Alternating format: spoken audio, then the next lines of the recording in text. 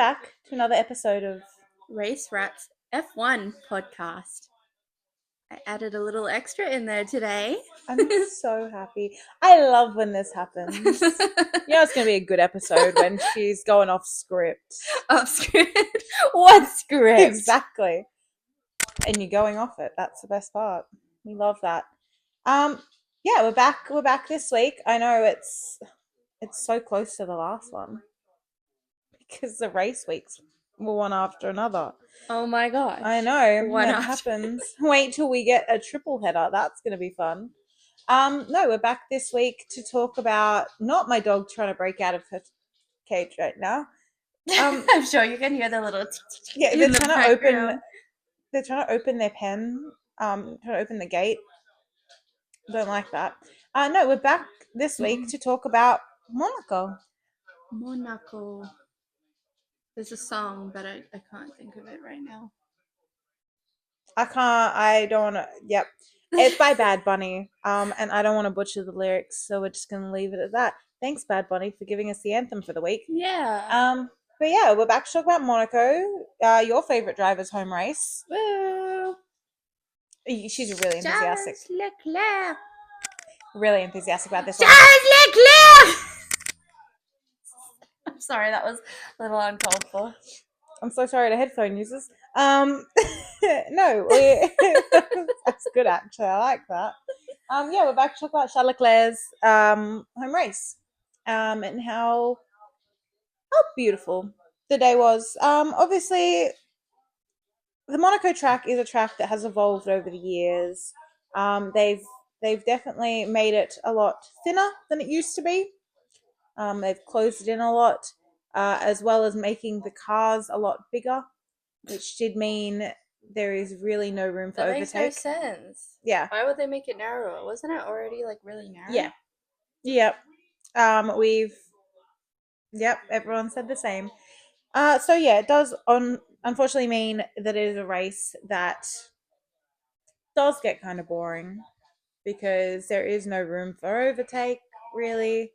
And you will kind of see the same starting grid be the same finishing grid unless things happen.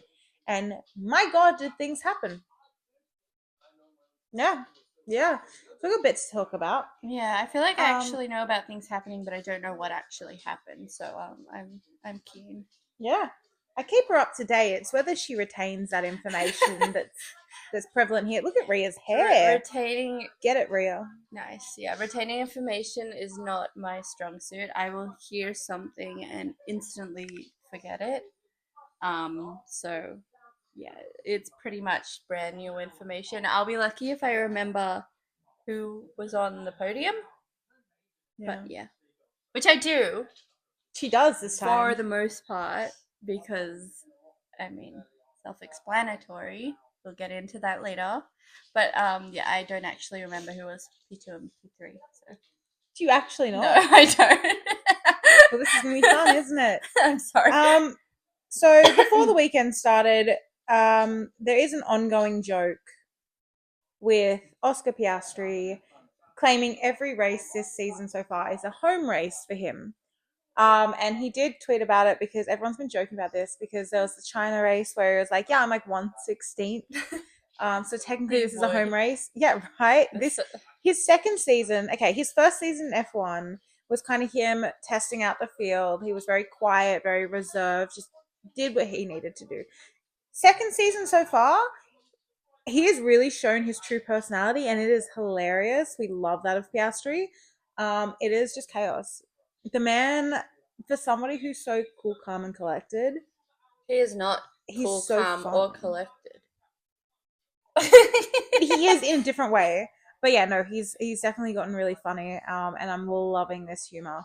I'm loving this side of him. So hopefully we get to see more of it as his seasons go on. But yes, he did tweet before this one.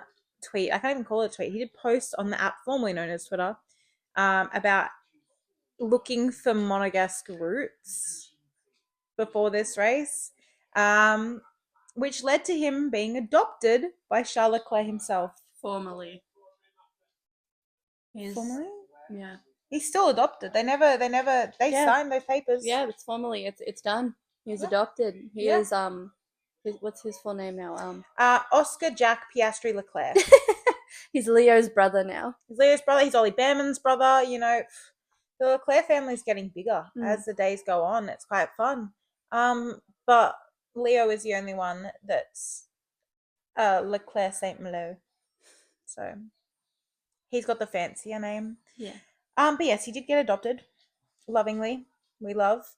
And then it was quite funny because anytime during the free practices that the two of them were in those top spots, after FP1, Oscar was in, I think, P2, and F1 themselves actually put it as Oscar Piastri Leclerc on the I standings. love that. And it was the funniest thing ever. That is so funny. I love that they're in on the joke. Yeah, they just like full send it. They're like, yep, let's go for it.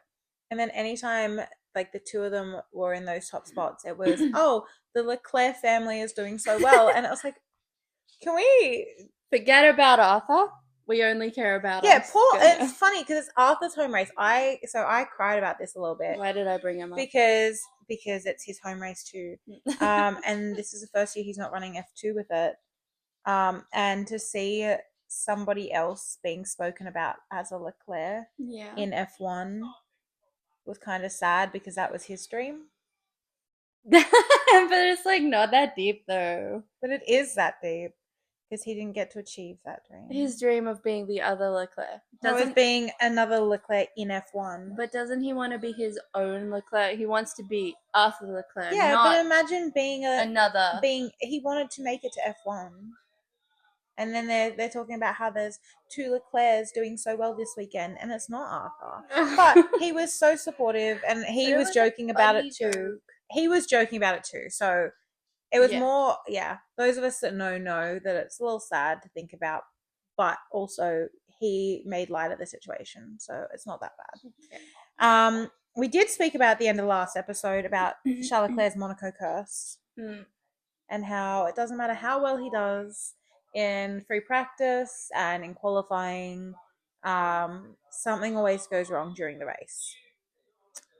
This year he did get it on pole again for qualifying.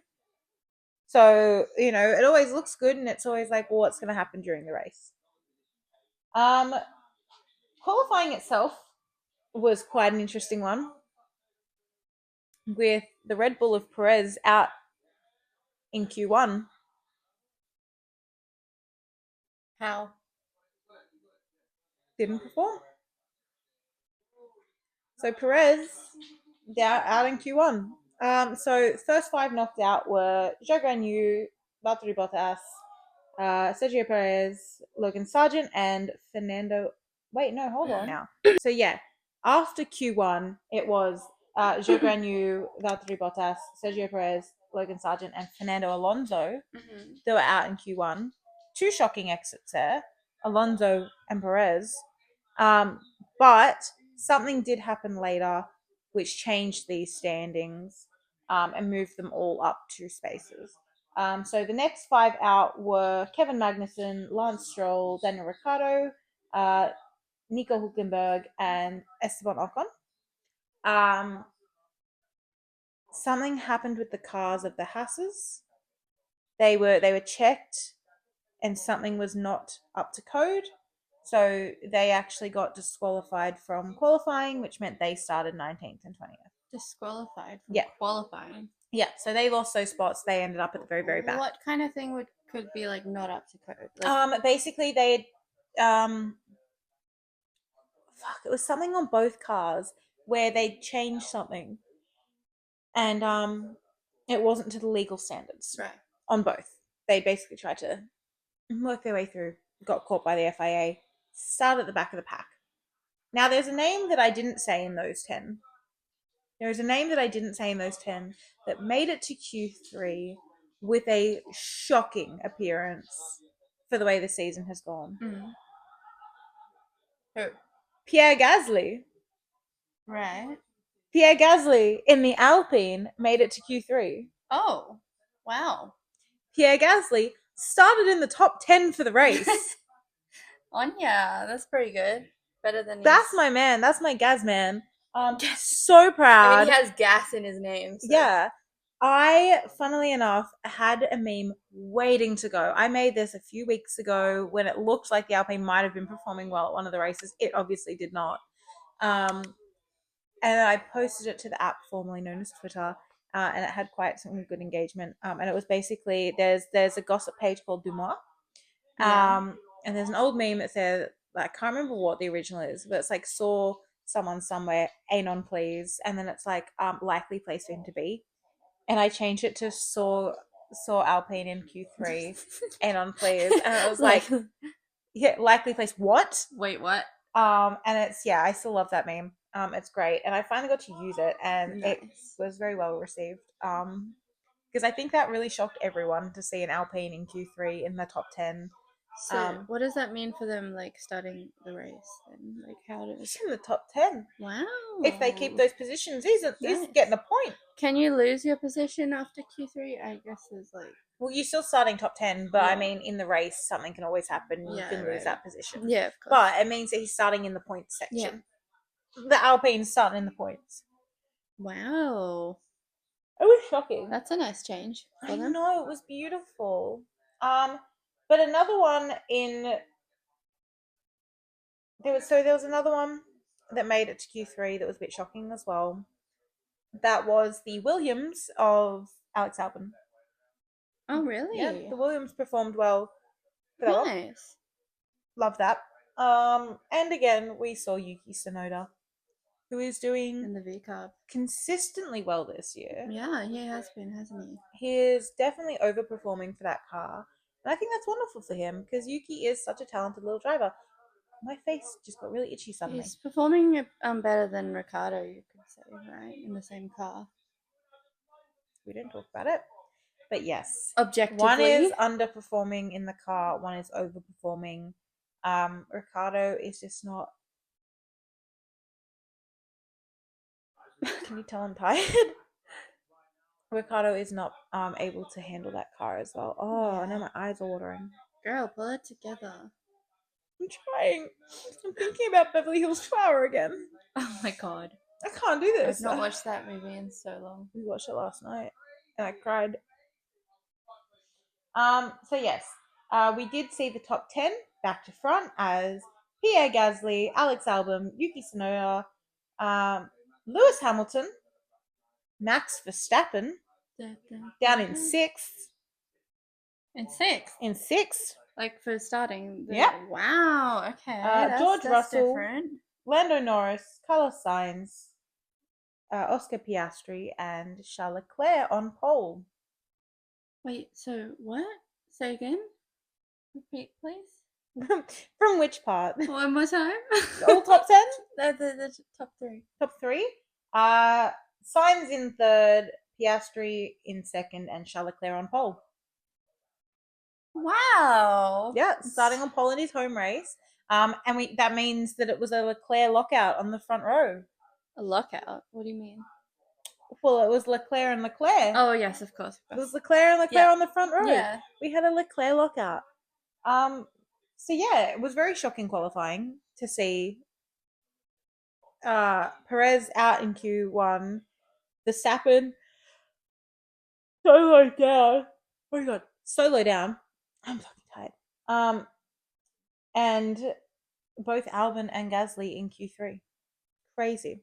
Crazy stuff. And then came the race, and everything happened in the first minute of that race. Carlos and Piastri and their on-track beef. They actually said it in a post-race interview of how it feels like they actually get along really well off track, but on track it feels like they've got a magnet to each other at the moment. They're always getting in each other's way. It's so bad. So basically by the first corner, there was an incident between the two of them. It was a bit of a weird one because it was really, you can't tell whose fault it was. We'll call it a racing incident. But Sainz had just clipped the back of Piastri's wheel and got a puncture. So it looked like Sainz was out of the race. by the first corner. Yikes. And there's a really funny, there's like a runoff area that he'd like obviously gone to get off the track so everyone could go past because he couldn't continue. And it was really funny because it was like, you can't park there, sir. Yeah, I saw that meme. It's not a parking lot. You So, can't. no. The lights out and the way he parks. That was a good one. He's like, no, I don't want to race today, He's like, actually. actually, I'm bored. Which is Nah. quite funny because obviously, like, we've said it before. I've said it so many times. Of he's not racing for Ferrari this year. He's racing for himself. This race, he was racing for Ferrari. Yeah. He said it. Obviously after the qualifying, when they did the interview, he got asked, what are you gonna do to try and win? And he goes, I'm not. He goes, unless something happens to Charles, my job for the weekend is to defend him and make sure he gets that win. Really? Like, they were just dead set on Charles Yep. getting the win. Well, like he was because he's like, he was like, I'm being a team player. I'm gonna do that for him. Only this one time, though. No, he's actually very good at it. And then you saw throughout the race, he was making the Ferrari strategy calls. He was reporting back to the team. He was the strategist. He was. He was not only managing his car and his tires, but he was sending reports back to the engineers to be like, this is what Charles needs to do. This is what you need to tell him. Like, this is how he's going to get it. Like, this is where he's like losing time. This is where he needs to do this. It was brilliant to see him driving that car. He must have been so bored, like so many of them were, to be doing this. But driving that car and making those strategy calls. Absolutely wonderful work from him. I loved every second of that. Why is my dog looking longingly out the window? You good, honey? Yeah, why? Yeah, what's up? I'm just looking. What's up, Mum? Seems his birds. His fangs. It's always him. That's weird. So yeah, obviously him being out in that first corner screwed us a little bit because we were like, oh, okay, who's going to be there to defend Leclerc now? Because he's now got Norris in that position who's going to be chasing that other win. And as a McLaren girl, I loved that. But as a Sainz girl, I didn't love that because my driver was out. But then my driver wasn't out because something else happened seconds later that meant the race got red flagged. And that was the massive and actually quite scary crash of Magnussen into Perez, also taking out Hülkenberg. Yeah, that's pretty. It was nasty. Pretty nasty. I saw the clips of it. Pretty intense. Like, it was actually horrifying. Yeah. But before they showed it, they were just like, "Oh, and Perez is out," and I was like, "Is he bottled it into a wall? What has he done?" And then obviously we saw the footage, and I went, "Oh my god!" Very thankful. Look, I've said it before. He's not my favorite person. But you would never wish harm on any human.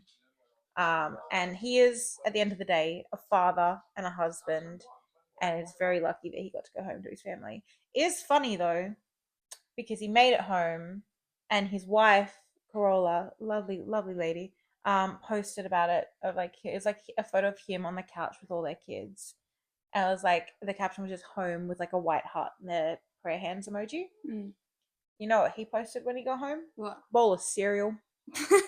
Yeah, that crash made me hungry. He's gotta get some cereal. So glad he's home. He's alive. Yeah, look at my cereal. What kind of cereal is it? I think there's some blueberries or something in it. So there's some yogurt. I could be wrong. All I know is it was a bowl of something, and I mean, glad he was man's home. gotta eat. Man's gotta eat. Glad he made it home. But yeah, it was quite sad. Hulkenberg was not happy. The Hulk was not happy because he literally said there was no need for Magnussen to do what he did. Yeah, so what did Magnussen do? Okay, the move had already been made. There was no need. He tried to push it, went up the side and clipped Perez. And that is a track where mistakes cannot be made. Yeah. As I said, it's a very thin track, walls everywhere. It is not one to make mistakes. And it ended up with a very, very nasty crash. Very lucky that everyone got away unharmed. A photographer got harmed by a piece of debris, completely fine. They were released, like they were checked by the medical staff. They were fine. They got released. But yes, very lucky that the drivers, seeing Perez's car the way it was, um, insanely thankful for the FIA having regulations for those cars and their safety now. Because the cars of a few years ago, It could have been fatal. yeah, it was not good. It was not good. That did mean the race got red flagged for about 40 to 45 minutes, I think it was. Wow, that's a long time. Yeah, because they had to clean up, they had to repair the barriers, all of that. Can they had they to get checked. can they still race while it's red flagged, or No. does it go Red on flag hold? means stop. So Right. yellow flag means that they just have to slow down around the track. Yeah, Usually yeah. a safety car will come out and they have to stay behind that. Red flag is like return to the pits. Yeah. Something has happened. Usually someone's gone into a barrier and a race cannot resume until the barrier is fixed. Yeah. So I got red flagged for a good 40 to 45 minutes. It did mean that gave Ferrari time to fix Carlos's tire puncture. Oh yes, of course. So he's back in the game. It also gave everyone a free pit stop. So every race, you have to pit at least once. Yeah. That did it for them. So they were like kind of already Free pit stop. done. So they're like, Yeah. all right, we can. Which just is funny keep because a going few drivers ended up pitting later in the race, and there was really no reason for it other Yeah. than tire deg. But yeah, obviously Carlos was out of a set of tires that he really needed, but here's what it is. A lot of them, yeah, really monitored their tire degradation. It's great, good work. Not that they could really do much. Once the race resumed, it was very boring to the point. Max Verstappen was on the radio saying he should have brought a pillow with him to take a nap. Come on, guy. He was so bored. He was stuck behind George Russell. Yeah. I guess it would get really boring if you're just stuck and you can't overtake, you can't do anything, you're just stuck driving. Like, it was really funny because in a post-race interview, an interviewer asked him how the race was, and he turns around and goes, "How was it for you? Boring? Yep, same." that's The so man funny. has gotten so sassy, and I love it. I love how he has no scruples. Like, he does not care. He just goes for it. It's so good. But yeah, he's on the radio just being like, "I want to take a nap." Okay. I mean, if you want, you can do Close that. your eyes for a second, you're in the wall. One of my favorite memes that was made for the weekend. Stop yawning. You yawned, haha. I know, that's why I said stop yawning. You're making me yawn. I'm really tired. One of the best memes I saw made for the weekend was the on track positions. So there's a live map that you can get, and it shows where each car is on the track. And there was such a gap between Norris and George Russell that somebody edited George from last year's intro with the T pose between the two, and that's my favorite for the weekend. That was a good one. There was an almost 20-second gap. Almost 20-second gap between Norris and Russell. That's how far. Back. 20 seconds. That's huge. That's wow. huge. So yeah, it did mean that it was quite a boring race. After the first literal corner of Carlos getting his tire puncture and then both Hasses and Perez getting knocked out, it was like, okay, well, what do we do? While this also happened, I almost forgot about this part because I don't know how I could have forgotten about it. Right before it was like announced as a red flag, right as the cars were going through. Oh no, maybe it had been announced as a red flag because this would have been, yeah, it would have been. As the cars were about to go through the Monaco tunnel, Esteban Ocon tried to fight Pierre Gasly. Now, it did come out after that they were given strict team orders not to fight, because just keep Gasly in the points, dude. Yeah. Like, we want a point if we can. One single Ocon point. yeah, any point counts for that Alpine. Esteban lunged at Gasly, ended up screwing his own race over. So the Alpine did go flying. and landed with quite a thud. Wow. Wait, how so? How does that happen? Did they like collide? Hit each Yeah. other? Oh. Um, and yeah, Ocon's car kind of went thud, ended up screwing it. He couldn't return to the race. So he was also a DNF. And Gasly was pissed on that radio. He said, why the fuck would he do that? Yeah, that makes no Like, sense. why would he lunge at me like that? Why would he attack like that? Is he stupid? Like, they were very, very unhappy with Ocon. The team themselves was very unhappy with Ocon and has said that, penalties will be had. Yeah. Like, serious That's his penalties own going to be had. teammate. Why would he do that? Why would you try? Like, you could have taken both of you out. Mm. Like, there was no risk or reward. So yeah, Ocon's out. It was announced after the race that apparently Ocon will have a 5-place grid penalty for the next race. Wow. So, if the Alpine does well next race, which I doubt it will, unfortunately, the Alpine, it's starting further back anyway. Yeah, that's really bad. So it was a standing restart for the race with only 16 drivers at that point, with 4 out. There was no investigation or penalty given to Kevin Magnussen for that accident. Nobody knows why. There should have been. There really, really should have been. But there wasn't. Yeah, because that was like a huge. But Ocon got a penalty. That was a huge accident though. That was like a red flag, like 45 minutes. And you could see what it was caused by. Unfortunately, FIA said, "Oops, just an oopsie. Didn't see. Oh, nope, didn't see that one. Sorry." But we saw Ocon. It's fine. But yeah, as I said, race pretty boring. Nothing really much to talk about other than the final standings. For starters, first race in a very, very long time where he didn't, that doesn't count as a DNF, that Max Verstappen finished outside the top 5. Yeah, and no like actual reason. Just the car. I mean, the car wasn't performing all weekend. It is what it is. But yeah, outside the top 5, Max Verstappen. Interesting. But he doesn't usually do very well at Monaco, does he? Yeah. Does he? Yeah. Oh, okay. Huh. Just didn't this year. Wasn't feeling it. Yeah. So that does lead us to the top 5 as George Russell. He was blocking everyone else off, so George Russell. 5, yeah, I mean, there was no chance of anyone getting around him. But go Russell. Good job. That's pretty cool. Go Russell. You sound like you don't like him. No, it's just funny because he held everyone else off. But I mean, it's strategy. It works. The best, actually, before I start this, the best part about this. Okay, I feel like I need to start further back. In 10th place, Pierre Gasly. He got that point. Oh, he did it. He got that point. Yeah. But the funniest part about this is Fernando Alonso finished 11th.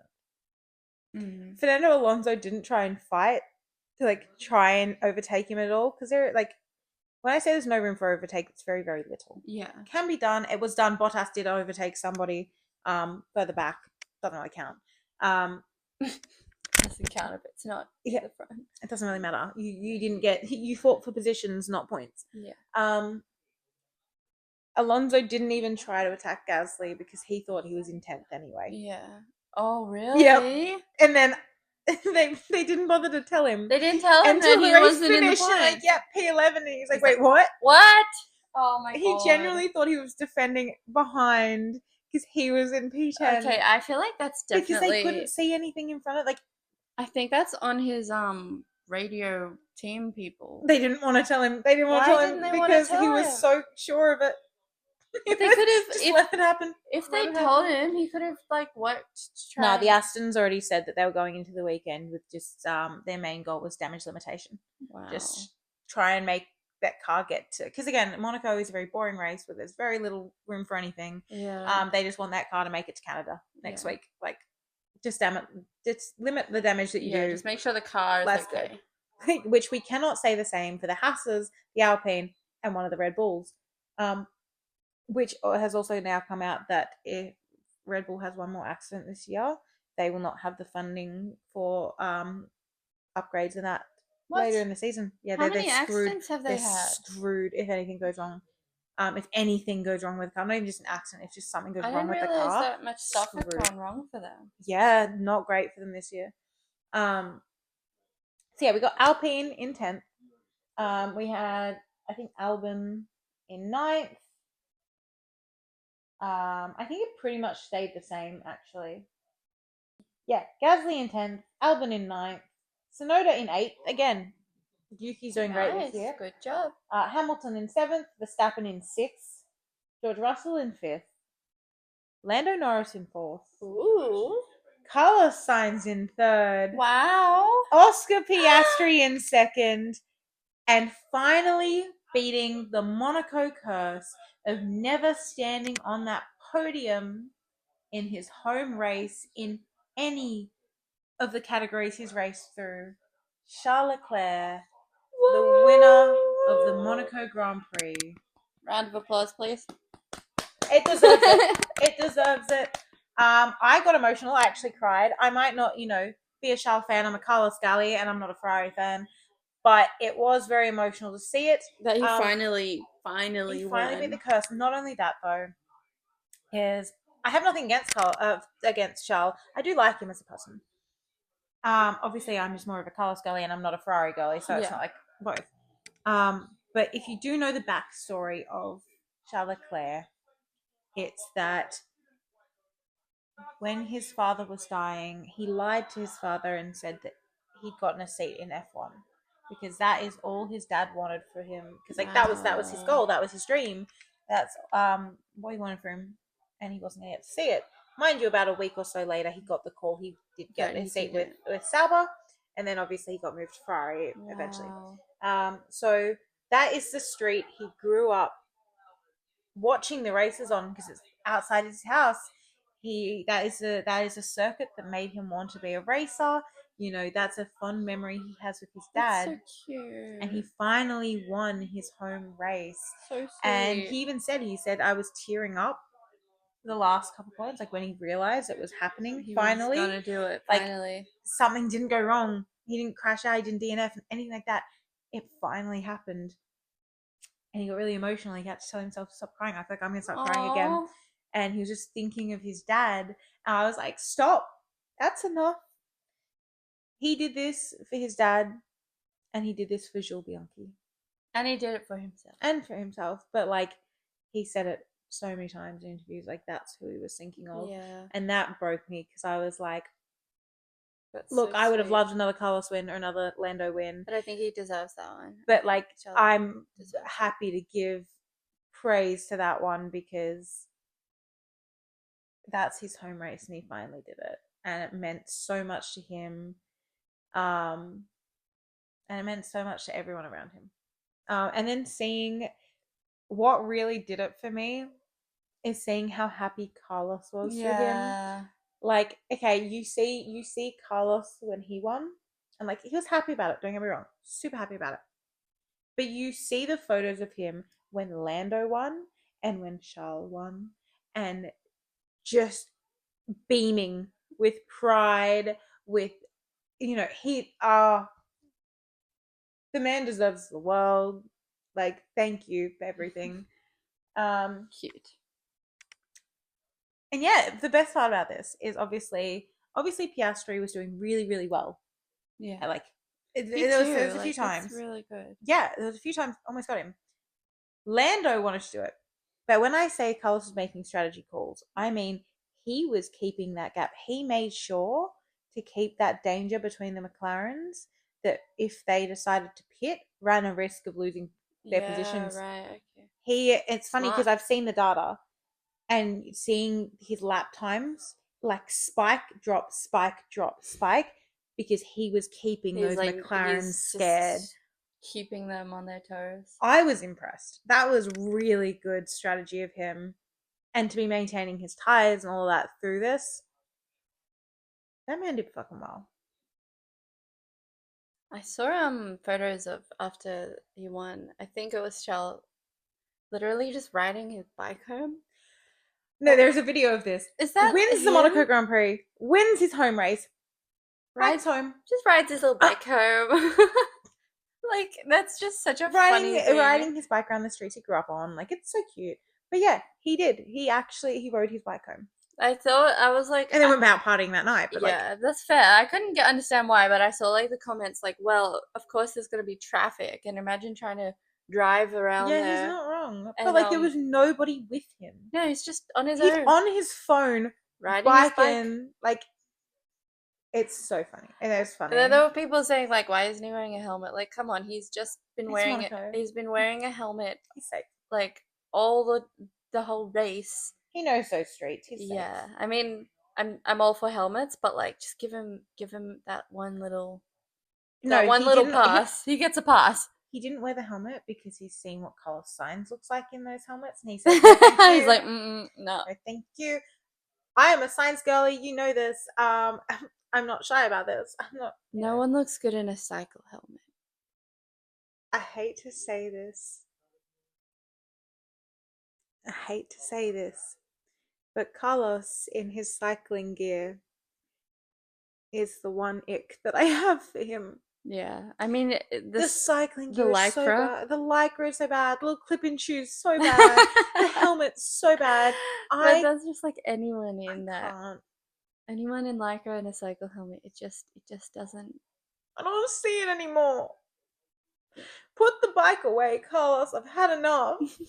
Nah, next thing you know, you'll be a cycle girly in your lycra. No. I'm happy to be a golf wag for him.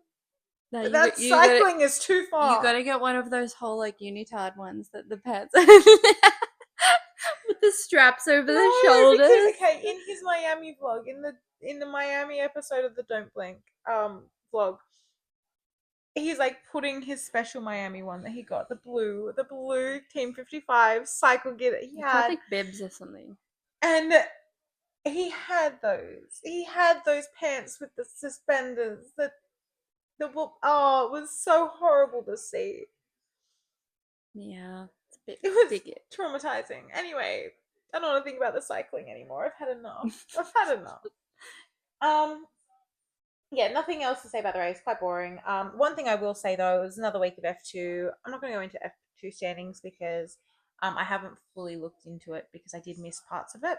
One thing I do know, and I'm very, very proud to say this, rookie Paul Aaron, who got dropped by Mercedes, and I'm sure they're regretting this now, is topping the standings for F2. He is currently in first place. And he was dropped by Mercedes. Yeah. So what team's he? He's not racing for an act. Like, he's still in a team, okay. But like some of them are like driver academies. Yeah. So the Prema boys, you've got Kimi Antonelli and you've got Ollie Behrman. Mm-hmm. Behrman is Ferrari Academy, and Antonelli is Mercedes Academy. And Mercedes Academy dropped Paul Aaron. And now look at him. I'm so proud of him. I said that he was one to keep an eye on this year. And look at how well he's doing. I'm so impressed with him. And then the next race we have a week off. I know, you get to rest for a week. I know, these hard times for you. Sad.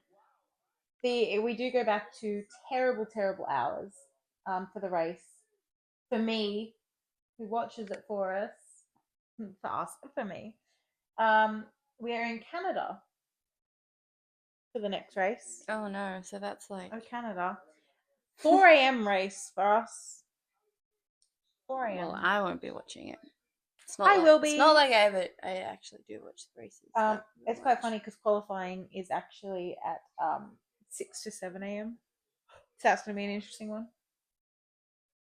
Okay, it's all after your birthday. They all start on the 8th for us. That's nice. What does? Canada. Starts on the 8th for us. On the 8th. Plot twist. G's birthday's coming up. I know, she's turning so old. I'm so old. I'm an old lady. I could never. Not as old as you, though. Oh, okay. I feel like I've missed 2 years of my life, though. things. COVID, yeah. I feel like mentally I'm still like, wait. I feel like Mentally, you're still 5. I should be turning. Yeah, that you're right. I'll be turning 5 next week. We're going to Chuck E. Cheese. Yeah. Now I want That's to. just our workplace. What if I get like one of those winner little plaques at work? You know, the little winners. Little cardboard ones. Yeah. I can arrange that for you. One, yeah, but it has to be like birthday something. No, you gotta write me one of those little birthday cards. I'll bet I will. Bet I will. Don't tempt me. It's gonna be very interesting because that weekend we have a public holiday coming up, which means I know this Sunday I have to stay very late. So I'm basically gonna be. You're working all that weekend. I think so. I'm going to Canberra. She's abandoned me. Yeah. She didn't even ask. I didn't even ask if I could go to Canberra to see my brother. I'm so sorry. No, you didn't. And now I'm left here alone. Alone on my birthday. Yeah. So sad for you. Yeah. How dare you do this to me? What am I supposed to do? I can't celebrate you if you're not here. Well, you'll have to. You'll just have to have a little party for me. Thanks. He's like, yes. Yeah. We need to organize something. Yeah, I think that's all we have to say. Congratulations to Charles Leclerc for that race because it was long awaited and very well deserved, that home win. But this does also mean, I just want to note that we're not seeing a Verstappen dominance so far this year. Mm-hmm. And in the standings, this is the fun part. Max Verstappen and Charles Leclerc are not that far off each other in the standings. Ferrari and Red Bull are very, very close in the constructors' standings. And you know who's currently sitting in P3? Who? For both? Driver-wise, Lando Norris. Oh my in goodness. P3. Oh my This time last year, he was not even in the top 10. Yeah. He did finish the season in the top 10, but this time last year, he was not even in the top 10. And McLaren sits P3 in constructors by quite a margin. They're on 100 and something, very well into the hundreds. And Mercedes is only on 90 something in P4. So this is an interesting year. This is an interesting year. Yeah, it's like things have kind of just switched around. We have no more driver movements announced, unless you count all the articles that have been coming out in the last 24 hours of every team. Carlos Sainz is going to. He's apparently going to Williams. Yeah, he's apparently going to. What was the other one? There was another one. Driving the safety car. What? Somebody like that joke was made, and then somebody else made the joke of like, he'd still find a way to crash into Piastri. That's so funny though. Yeah, no more driver announcements yet. I can't believe they still haven't announced what team that. I need to know because I talked about this the other day. I need to know what team he's going to because all this stress is not good for the baby. I'm the baby. I was gonna say. I'm the baby, and it's not good for me. Yeah. I need to know where my man's is going. I think he should just like tell us. Because the forefront was Red Bull. But now there's rumors Red Bull are extending Perez by the year. They've made so basically apparently Perez wanted a 2-year or more contract. Red Bull were only willing to offer him a year extension. That's why it was that. Apparently they've now settled on the year. Nothing's been announced yet. I hope it doesn't get announced. I really want Carlos in that seat. Yeah. I don't want him in Williams because I don't think I look good in that blue. Oh, that was the other one. VCARB. VCARB, he's apparently been apparently he's going to VCARB to wait for the Red Bull seat. Okay, I guess it's makes kind of sense. I don't look good in the VCARB blue either. Blue? And then I have to say, yes, I'm a fan of Carlos Sainz who races for Visa Cash Up Racing Bulls. No, I don't want to say that anymore. You can't say that. You just just say VCARB. It's so icky. It's icky. No, second ick for Carlos Sainz. Racing for Visa Cash Up Racing Bulls. That whole team for you was just the ick. Please don't do this to me. The stress is not good for the baby. But yeah, there's nothing else we have to say. You need to sign off. We'll see you next episode for Canada. Oh, Canada. Are you saluting? No, I don't want to do a Canada. That's me having a headache. This is me saluting. Oh, okay, hold on, we're saluting. Oh, Canada. Yeah, we are allies of Canada. Ally. That was terrible. Alright, do your little sign off.